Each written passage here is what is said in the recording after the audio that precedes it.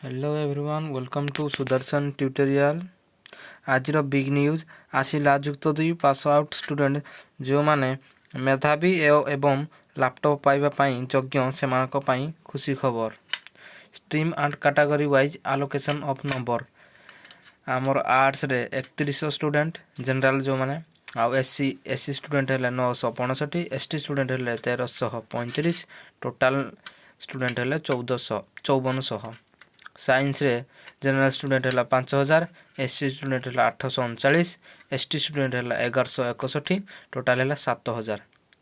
Commerce रे general student है 1500, SC student है 210, एसटी स्टूडेंट है 290, टोटाल है 2000।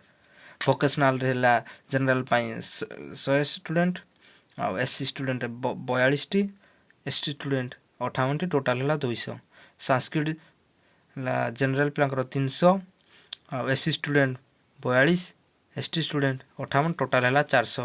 आम टोटाल जनरल पिला पाई 10,000 पिला पाउछंती लैपटॉप, आउ एससी पिला पाउछंती 2098, आउ एसटी आमर पिला पाउछंती 2902, टोटाल 15,000 लैपटॉप ओडिशा गवर्नमेंट पिला मानकु दउछंती।